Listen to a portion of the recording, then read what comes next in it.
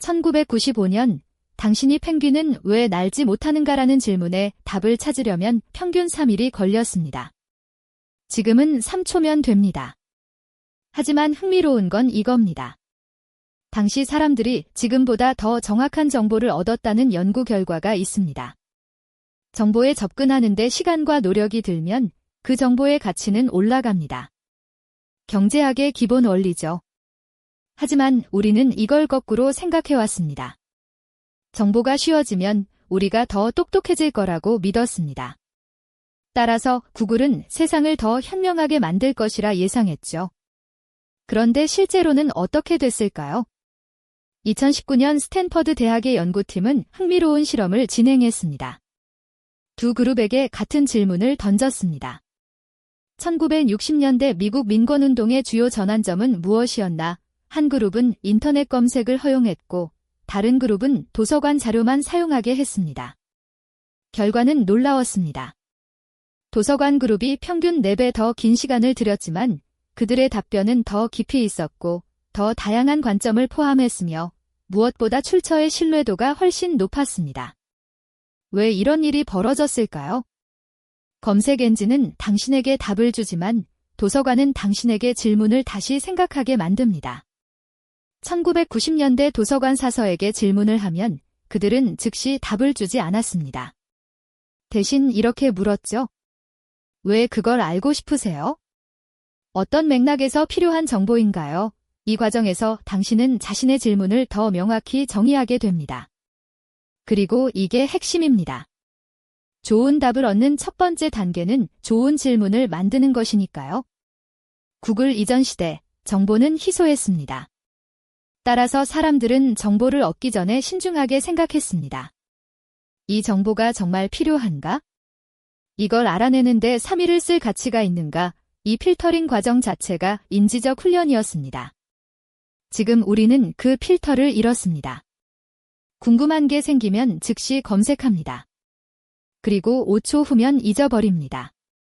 1980년대 한국에서 대학 논문을 쓰려면 반드시 거쳐야 할 사람들이 있었습니다. 도서관 사서, 서점 주인, 그리고 교수님의 조교. 이들은 단순한 정보 제공자가 아니었습니다. 그들은 게이트키퍼였습니다. 그들이 당신에게 어떤 책을 추천하느냐에 따라 당신의 논문 방향이 결정됐죠. 서울대학교 중앙도서관의 한 전직 사서는 이렇게 회상합니다. 학생들이 찾는 책의 80%는 서가에 없었습니다. 대출 중이거나 다른 도서관에 있거나 아예 구하기 어려운 책이었죠. 그래서 우리는 대안을 제시해야 했습니다. 비슷한 주제를 다룬 다른 책, 더 최신 자료, 혹은 반대 관점의 책까지. 이 과정에서 학생들은 원래 찾던 것보다 더 풍부한 자료를 접하게 됐습니다. 이건 우연이 아니었습니다. 제약이 창의성을 낳는다는 심리학 원리가 작동한 겁니다. 당신이 원하는 정확한 정보를 얻을 수 없을 때 당신은 다른 각도로 접근하게 됩니다. 따라서 더 넓은 맥락을 이해하게 되고 예상치 못한 연결고리를 발견합니다. 반면 지금은 어떤가요? 구글은 당신이 입력한 키워드와 가장 일치하는 결과를 보여줍니다. 알고리즘은 효율적이지만 그만큼 좁습니다. 당신은 찾고자 했던 것만 정확히 찾습니다. 하지만 그 과정에서 우연한 발견의 기회는 사라집니다. 연구자들은 이걸 세렌디피티의 상실이라고 부릅니다. 더 흥미로운 건 권력의 이동입니다. 과거에는 정보중개인이 권력을 가졌습니다. 그들은 무엇이 중요한 정보인지 판단하는 전문가였으니까요. 지금은 알고리즘이 그 권력을 가졌습니다. 하지만 알고리즘은 중립적이지 않습니다. 구글의 검색 결과는 서최적화, 광고 입찰가, 클릭률에 영향을 받습니다. 따라서 당신이 보는 정보는 가장 정확한 정보가 아니라 가장 잘 팔리는 정보일 가능성이 높습니다. 1990년대 도서관 사서는 당신에게 편향된 정보를 줄 수 있었습니다. 그들도 인간이니까요. 하지만 적어도 당신은 그 사람과 대화하며 편향을 감지할 수 있었습니다. 알고리즘의 편향은 보이지 않습니다. 그래서 더 위험합니다. 1970년대부터 1990년대까지 한국 중산층 가정의 필수품이 하나 있었습니다. 브리테니커 백과사전. 전집 가격은 당시 월급의 2~3배였습니다. 그런데도 사람들은 샀습니다. 왜일까요? 백과사전 세일즈맨들은 천재적인 심리학자였습니다. 그들은 정보를 파는 게 아니라 불안을 팔았습니다. 그들의 대본은 이랬습니다.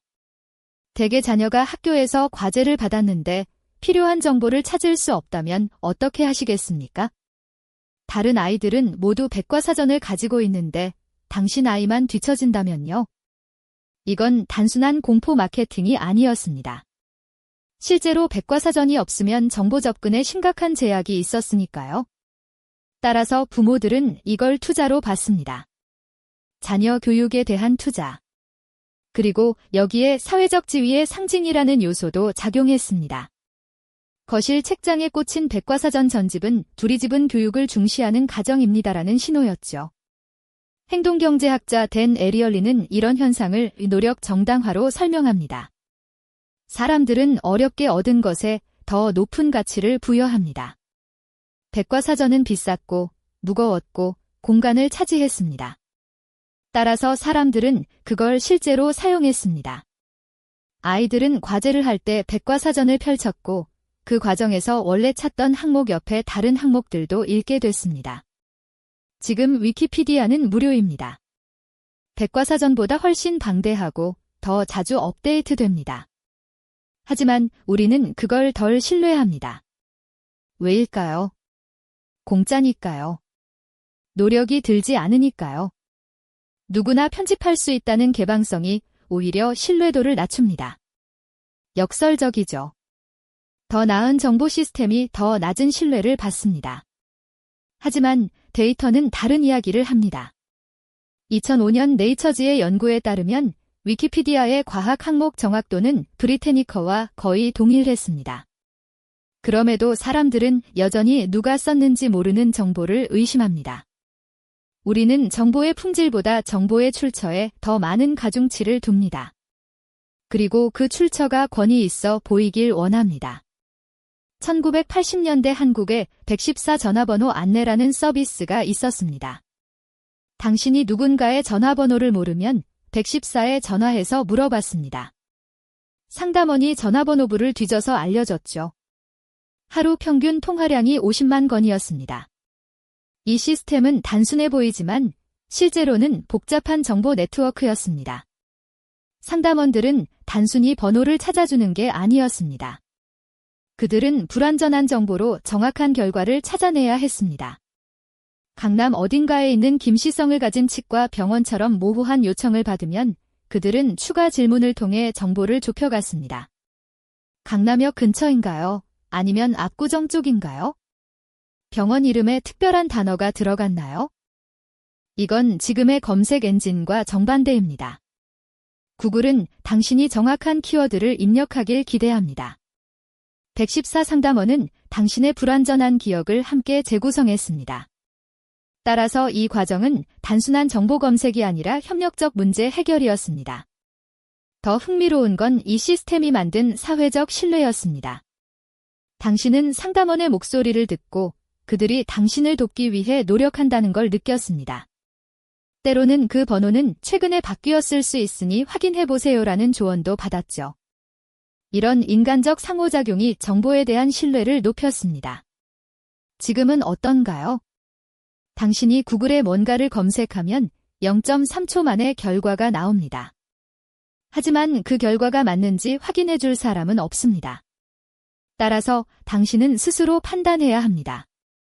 문제는 대부분의 사람들이 그 판단 능력을 훈련받지 못했다는 겁니다. 과거에는 정보중개인이 일종의 품질 관리자였습니다. 지금은 그 책임이 전적으로 당신에게 넘어왔습니다. 2021년 MIT의 연구에 따르면 사람들은 검색 결과의 출처를 확인하는데 평균 2.8초를 씁니다.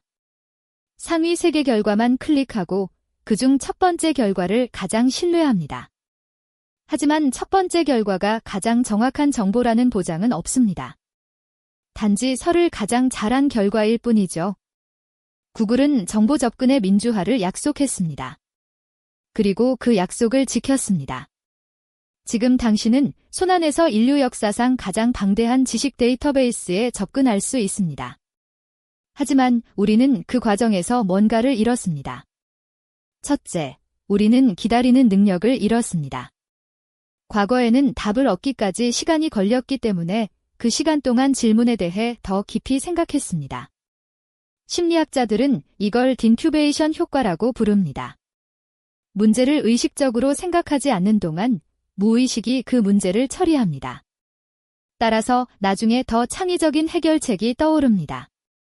지금은 즉시 답을 얻기 때문에 이 인큐베이션 시간이 사라졌습니다. 둘째, 우리는 맥락을 잃었습니다. 도서관에서 책을 찾을 때 당신은 그 책이 꽂힌 서가 전체를 봤습니다. 같은 주제의 다른 책들, 관련된 분야의 책들. 이 물리적 배치 자체가 지식의 구조를 보여줬죠. 디지털 검색은 당신에게 정확한 한 페이지를 보여주지만 그 페이지가 더 큰 책의 안에서 어디에 위치하는지는 보여주지 않습니다. 셋째, 우리는 우연한 발견을 잃었습니다. 백과사전에서 펭귄을 찾다가 옆 페이지에 페너실린 항목을 읽게 되는 경험. 도서관 서가를 걷다가 우연히 흥미로운 제목의 책을 발견하는 경험. 이런 세렌디피티는 종종 가장 중요한 발견으로 이어집니다. 알고리즘은 당신이 찾는 것만 정확히 보여주기 때문에 이런 우연을 설계적으로 차단합니다. 하지만 우리가 얻은 것도 있습니다. 속도, 편의성, 그리고 무엇보다 접근성. 과거에는 서울 중심부 대형 도서관에 갈 수 있는 사람만 양질의 정보에 접근했습니다. 지금은 인터넷 연결만 있으면 누구나 같은 정보에 접근합니다. 이건 엄청난 평등화입니다. 문제는 우리가 이 새로운 도구를 제대로 사용하는 법을 배우지 못했다는 겁니다. 우리는 여전히 답을 찾는 방식으로 검색합니다. 하지만 정보 과잉 시대에 필요한 건 답을 찾는 능력이 아니라 질문을 정제하는 능력입니다. 어떤 정보가 신뢰할 만한지 판단하는 능력입니다. 그리고 불필요한 정보를 걸러내는 능력입니다. 구글 이전 시대의 사람들은 정보가 부족해서 고생했습니다. 우리는 정보가 너무 많아서 고생합니다. 역설적이게도 둘 다 같은 결과로 이어집니다. 제대로 된 지식을 얻기 어렵다는 것, 다만 이유가 다를 뿐입니다. 정보 접근의 역사는 단순히 기술 발전의 이야기가 아닙니다. 이건 인간이 지식과 맺는 관계의 변화에 관한 이야기입니다. 과거에는 정보가 희소했기 때문에 귀했고, 따라서 우리는 그걸 신중하게 다뤘습니다. 지금은 정보가 풍부하기 때문에 흔하고, 따라서 우리는 그걸 가볍게 소비합니다. 어느 쪽이 더 나은 시대인지는 명확하지 않습니다. 다만 확실한 건 우리가 새로운 시대에 맞는 새로운 기술을 개발해야 한다는 것입니다. 비판적 사고, 정보 검증, 그리고 무엇보다 좋은 질문을 만드는 능력. 이것들이 21세기의 문해력입니다. 정보의 심리학, 기술이 바꾸는 인간 행동, 그리고 우리가 놓치고 있는 것들에 대해 더 알고 싶다면 구독 버튼을 눌러주세요. 다음 영상에서는 왜 우리는 가짜뉴스를 진짜보다 더 빨리 믿는가를 다룹니다.